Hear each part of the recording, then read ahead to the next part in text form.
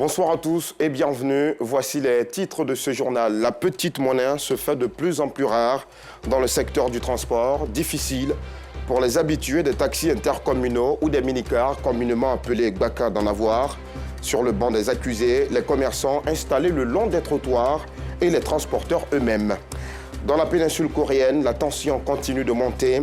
Les deux Corées se livrent à une démonstration de force. La Corée du Nord a déployé au moins 180 avions seulement pour ce vendredi. Voilà pour le sommaire. C'est la fête du Nouvel An chez les Nzima à Tiapoum, dans le sud Comoé. Le roi et son peuple ont célébré l'Abissa. Partout, les populations se parent de leurs plus beaux boubous et honorent le roi à travers diverses actions.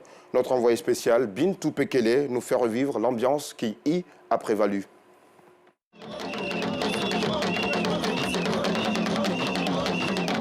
Sa Majesté Kwasi Ndafo, dit Krouchi 4, roi d'Enzima à Douvlé-Souyi, est célébré lors de l'Abissa 2022 de Tiapoum.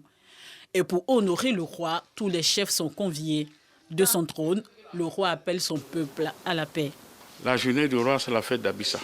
Quand on fête, c'est pour la réconciliation, pour le pardon et de tout ce qui vient pour l'année 2023, c'est la nouvelle année.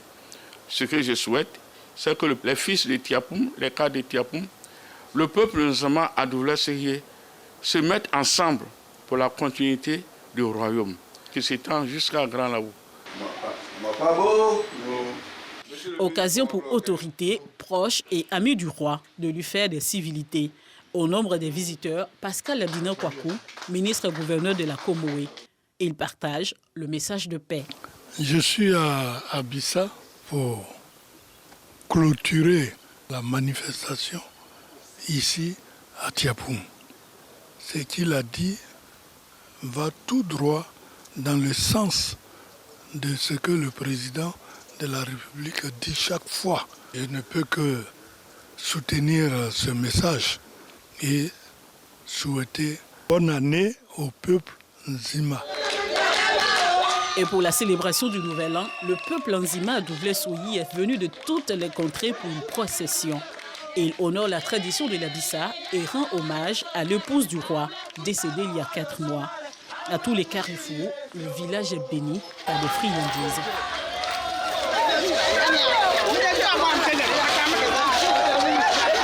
Bon, c'est une joie pour moi de marcher derrière le roi dans la rue.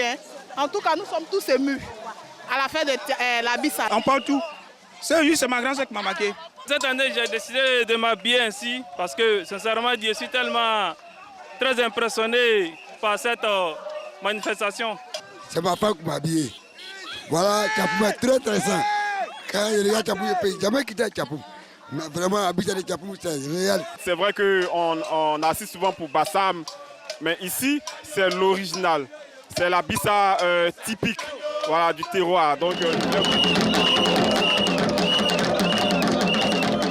Plus d'une trentaine de minutes de marche après, nous sommes à l'espace Abissa de Tiapoum. Le tam-tam Medongolé s'exprime et les populations présentent leurs vœux au roi.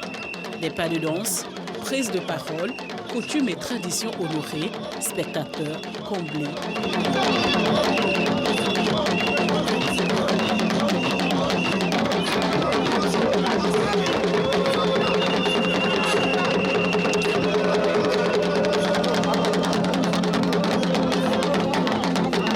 Les peuples qui réussissent sont les peuples qui ont certes la tête dans la modernité, mais les pieds dans le terroir.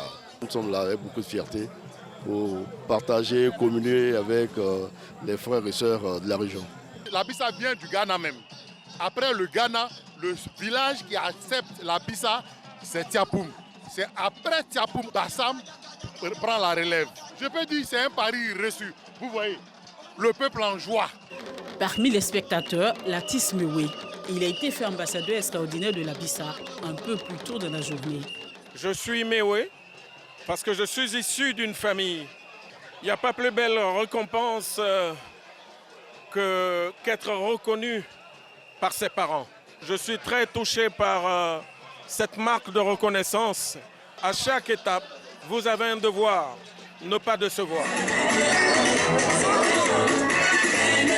Et pour joindre l'acte à la parole, l'artiste chanteur Mewe a communié avec son peuple, le peuple Nzima, pendant plus de 4 heures de spectacle. L'instant d'après, le samedi 29 octobre, les tam-tams de la Bissa sont retournés au silence pour les 12 prochains mois.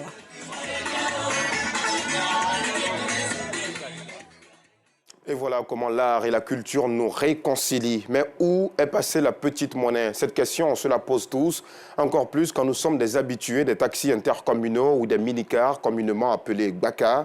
Dans le secteur du transport, obtenir la petite monnaie est devenu une chose extrêmement difficile. Les passagers sont dans l'obligation souvent d'acheter de la marchandise auprès des commerçants installés le long des trottoirs. Petite enquête pour retrouver la petite monnaie avec Abdelaziz Guira et Bintou Pekele.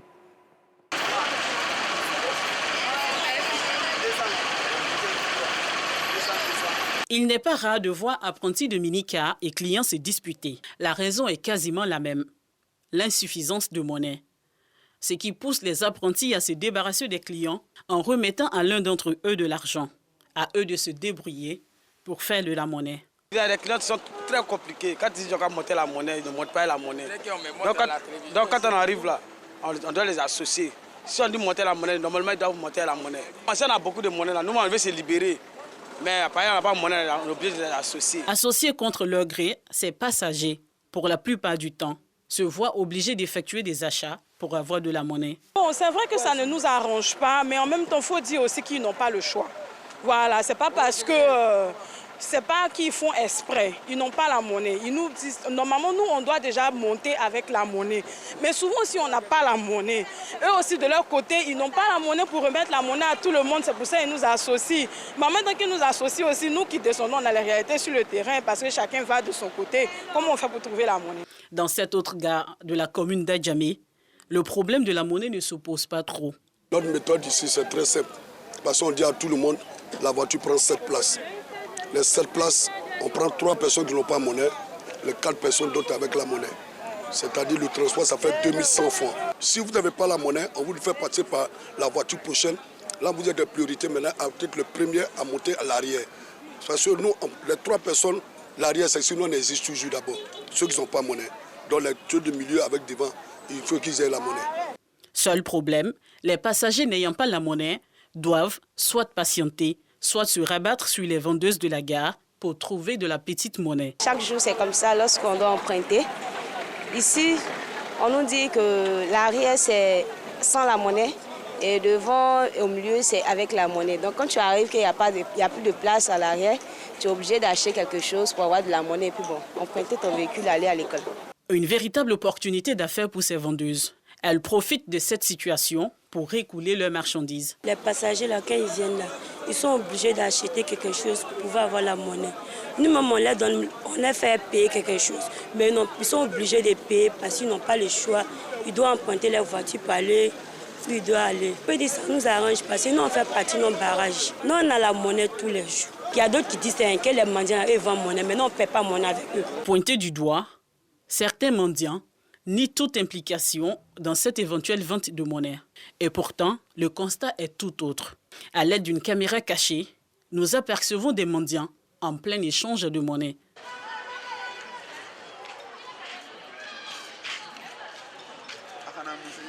Après plusieurs négociations, l'un d'entre eux accepte enfin de témoigner. Ça fait longtemps que je mendie ici. Il m'arrive souvent de vendre de la monnaie aux commerçants. Pour 1000 francs, je leur rends 900. Donc les 100 francs pour moi. Les pièces de monnaie se font de plus en plus rares dans le secteur du transport. Un véritable casse-tête pour les usagers, une aubaine pour ceux qui s'adonnent au commerce de la petite monnaie. Comment les amener à mettre fin à cette pratique afin que la monnaie circule? La question restait posée.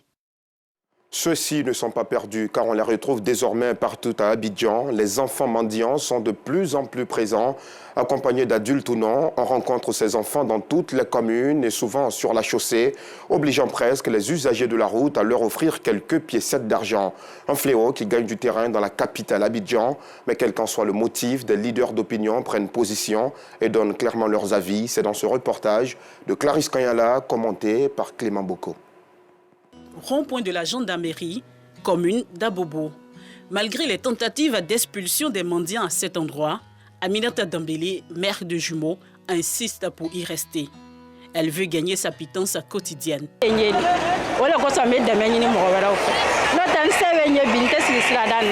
Ce n'est pas facile de se faire humilier de la sorte. C'est par manque de moyens, sinon nous savons que rester sur la route avec les enfants est dangereux. Dans ce marché non loin de l'ancienne mosquée d'Abobo, Salif, cet enfant de 10 ans, sert de guide à son père aveugle. Mon père est malade, il cherche l'argent pour manger. Mon papa c'est quoi ça se fait? Nafoussiatou Fofana est élève en classe de CM1. Elle mendie pendant les congés scolaires pour assister sa génitrice qui a du mal à assurer le repas quotidien. On ne peut pas travailler, on ne sait pas de quoi manger. Donc je viens accompagner ma maman pour gagner de quoi manger. Ce qu'elle gagne, elle sert pour travailler, bien manger. Le phénomène de la mendicité des enfants gagne du terrain dans le district autonome d'Abidjan. Devant la grande mosquée de la commune d'Adjamé, de nombreux mendiants partagent le repas avec des enfants dans un nuage de poussière. Une forte odeur nauséabonde se dégage de cet endroit. Un décor qui suscite l'indignation des passants. La mendicité aussi au bord de la route comme ça, c'est un peu dangereux. Ils sont exposés, les enfants tombent malades, même souvent pour les envoyer même à l'hôpital même là. Ils ont l'argent, ils font ça, ils ont l'argent, mais ils ne les envoient pas à l'hôpital. Bon, franchement, moi chez moi, la mendicité n'est pas trop normale. Dans le pays, ça rend sale le pays. Puisque eux-mêmes là, d'abord ils ne sont pas propres et ils sont assis au bord de la rue. Souvent il y a les voitures, tu peux cogner les enfants. La mendicité des enfants, d'une part c'est mal, mais d'une part c'est pas mal. Ça dépend de la situation financière des parents avec les orphelins. Souvent il y a les gens aussi que les parents ne disent pas qu'ils vont venir mendier pour se débrouiller. La question de la mendicité des enfants dans les rues d'Abidjan, une préoccupation pour les autorités. L'avenir de ces tout-petits est hypothéqué si rien n'est fait. Vous l'avez compris, c'est un sujet proposé par Yacouba Koulibaly et Bintou Pekele. Pendant qu'un fléau grandit, un autre tend à disparaître. La poliomyélite, cette maladie contagieuse qui conduit souvent à la paralysie, est en voie de disparition. Sur 125 pays endémiques en 1979, on n'en dénombre que 2 aujourd'hui. À l'occasion de la Journée mondiale de lutte contre la polio, les clubs Rotary de Côte d'Ivoire ont initié un panel pour faire le bilan des actions du Rotary Club International dans l'éradication de cette pathologie. Nous Sangaré, Clément Boko. Maman, j'ai mal, maman, j'ai mal, protège-moi, j'ai mal, n'oublie pas de me faire vacciner. Auteur-compositeur du titre à succès Bébé, une chanson pour sensibiliser les populations à la vaccination contre la polio. Jos Kezo est lui-même l'une des victimes de cette maladie, une pathologie qui a paralysé ses membres inférieurs depuis l'âge de 7 mois. Un handicap qu'il a vécu difficilement durant son enfance. Je rampais d'abord, c'est à 7 ans, 8 ans, je commençais à utiliser des béquilles. C'est-à-dire que tout ce temps, je rampais, c'était difficile. Quand tu regardes qu'on injure ta mère, du fait qu'elle a engendré un enfant qui est en situation de handicap, tu comprends un peu la douleur que ça te... Tu es assis, tu regardes, tu as mal. Une petite dispute à la maison, ou bien entre les femmes même de mon père, il y a toujours, toi ton enfant... c'est dommage, mais ça fait partie de la vie. Je finis par comprendre tout après quand même. Depuis lors, l'artiste s'est engagé dans la sensibilisation et la protection des personnes victimes de la poliomyélite, et ce, appuyé par une ONG. Je ne voudrais pas que d'autres enfants soient des victimes de cette maladie. Donc dans ce sens, il faut surtout sensibiliser, il faut rentrer dans le cadre de la sensibilisation pour sensibiliser les parents, pour les emmener à comprendre l'importance de la vaccination des enfants. Il y a des cas d'enfants en situation de handicap victimes de cette maladie surtout, qui sont dans des situations précaires. Ils vivent dans des situations précaires. Et souvent, même plus grave, c'est que les parents, même en tant que tels de ces enfants, n'ont pas de moyens, même pour les scolariser, même pour leur trouver ne serait-ce qu'un fauteuil roulant comme ceci. C'est compliqué. Donc je me suis dit qu'il fallait créer cette ONG pour pouvoir apporter juste ma petite contribution. Maladie infectieuse, la poliomyélite est contagieuse. Elle s'attaque principalement aux enfants de moins de 5 ans. Les causes sont dues à un virus qu'on appelle poliovirus qui passe par la voie orale, infecte les intestins et va au niveau du système nerveux qui, chez certains enfants, provoque une paralysie. La pathologie est en passe de disparaître du monde. 225 pays endémiques en 1979, on ne dénombre que 2 pays aujourd'hui où le virus de la poliomyélite circule, à savoir l'Afghanistan et le Pakistan. De 350 000 cas, 29 à ce jour, et il apparaît essentiel de souligner que 650 000 cas de polio sont évités chaque année et que 20 millions de personnes qui marchent, qui dansent, qui courent aujourd'hui auraient vécu avec un handicap. L'Organisation mondiale de la santé, OMS, a déclaré la Côte d'Ivoire pays libre de polio depuis novembre 2015. Un résultat rendu possible grâce aux efforts conjugués de plusieurs organismes, dont le Rotary Club International. Des actions mises en exergue à l'occasion de la Journée mondiale de la lutte contre la poliomyélite, célébrée le 24 octobre. En Côte d'Ivoire, nous intervenons dans le coopérationnel, la mobilisation sociale, et notre contribution est estimée à 11 milliards de francs CFA depuis 1987. Si la Côte d'Ivoire est déclarée zone libre de polio, les clubs Rotary, à l'initiative de cette rencontre, invitent les populations à ne pas baisser la garde pour protéger de milliers d'enfants. Le magazine des arts du spectacle et de la culture vient de voir le jour. Ce bimestriel, écrit par le journaliste Alain Kakou, vise la promotion de la culture et de l'art ivoirien avec une grande part consacrée au tourisme local. Son lancement officiel s'est tenu ce jeudi dans la commune du Plateau. Clarisse Kanyala, Boko Clément. La Côte d'Ivoire regorge d'énormes potentialités. Sa gastronomie diversifiée, ses nombreux sites touristiques attrayants, sa diversité culturelle, destination prisée par les touristes. Pour promouvoir cette terre d'accueil et accompagner la politique de l'État dans son ambition de faire de la Côte d'Ivoire un hub du tourisme en Afrique de l'Ouest, Alain Kakou, journaliste de formation, ajoute sa pierre à l'édifice à travers son magazine intitulé « Magazine des arts, du spectacle et de la culture ». J'ai décidé d'écrire ce magazine qui traite de l'art, du spectacle et de la culture parce que en Côte d'Ivoire, ça manquait un peu. Et le président de la République, qui est un homme de culture, a bien voulu mettre en place depuis toujours un ministère de la culture, du spectacle. Et quand on va dans le monde, c'est une véritable industrie qui n'est pas exploitée. Et nous, à travers Masque, nous voulons mettre en exergue ce secteur d'activité qui peut embaucher beaucoup de personnes. Un bimensuel à l'initiative de l'entreprise Denzel et Communication.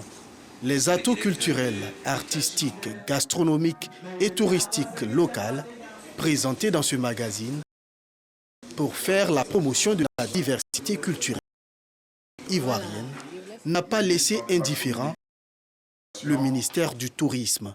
Il n'y a pas de tourisme sans culture, sans les arts, sans l'artisanat, sans tout ce que le magazine est en train de mettre en promotion. Si vous ne disposez pas de la bonne information, nous n'êtes plus compétitifs. Faire en sorte que nous donnions de la visibilité à la destination Côte d'Ivoire, c'est grâce à ces instruments et nous sommes là pour lui apporter le soutien du gouvernement. À son actif, plus de 60 ethnies, un trésor culturel qui confère à la Côte d'Ivoire un patrimoine culturel incontournable dans la sous-région. Le tourisme est le 3e secteur d'activité qui génère des devises à la Côte d'Ivoire. Un mot de sport dans cette édition avec le retour très bientôt sur les pelouses de la sélection nationale de football.